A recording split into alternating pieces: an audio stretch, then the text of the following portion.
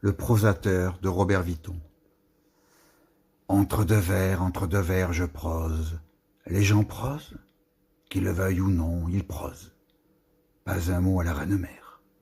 Elle aussi, elle ne s'en doute pas. Comme on dit à chacun sa prose, autant dire sa merde.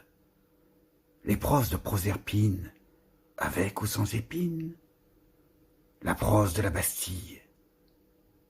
Ma prose, c'est l'eau qui passe sous les ponts de la Seine, du canal de l'Ourcq, du canal Saint-Martin. C'est ma flâne le long du quai de Jemmapes. Je prends une chambre à l'hôtel du Nord.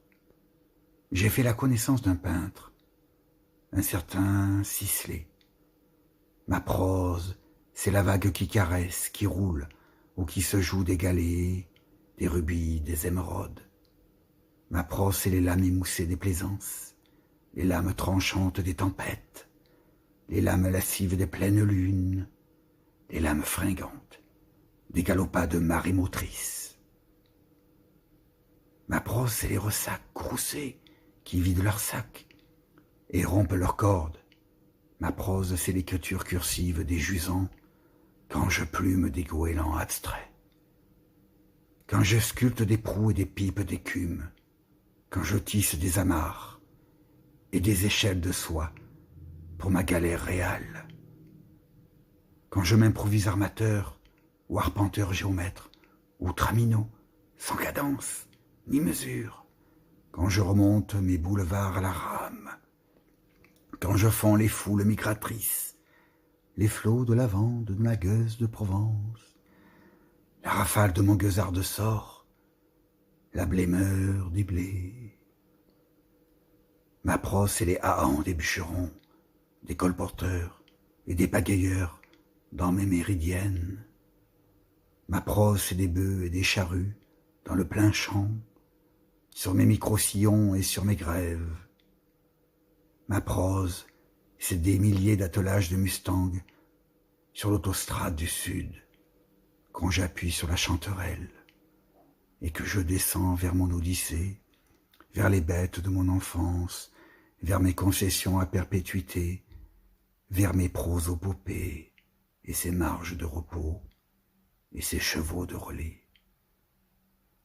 Ma prose, c'est mes pas, mes peines, mes peurs, dans les gravats, dans les photographies, dans les monologues d'une ville morte, quand ma muse me taille des habits dans les vents, dans les nuages, dans les brumes, dans les soleillades, dans les voiles de Gama, dans les toiles de la manufacture d'Oberkampf, dans les décors de Baldassare Peruzzi, dans les songes de Shakespeare, dans les silences de Mozart, dans les journaux endeuillés du soir, dans les berceuses de mes nourrices sèches, dans les décibels embrasés des cigales, dans l'éternité.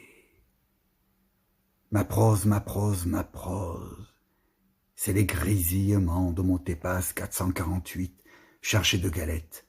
C'est les balbutiements et les rires de Liliane Scholl, ma première dactylographe des années 70, 1870, fille de l'un des inventeurs de la machine à écrire. C'est les crissements de mes calames mâchonnés à la tâche. C'est les roulis de 100 pléiades de biques qui placent leurs billes dans mes phrases de 3 bornes. C'est une voix ferrée. Tam-tam, tam-tam, tam-tam. Je rebrousse chemin le temps de prosaïser la ballade des dames du temps jadis de Villon, ou l'épigramme des antiquités de Nîmes, de Béranger de la Tour, le temps de rimer les dires d'un camelot de la place San Marco, la patenôtre des pâtres, des loups et des brebis, du parvis des Notre-Dame. On est poète, on devient prosateur, on meurt, qui l'osa, sous les pavots, sous les pavés, la page.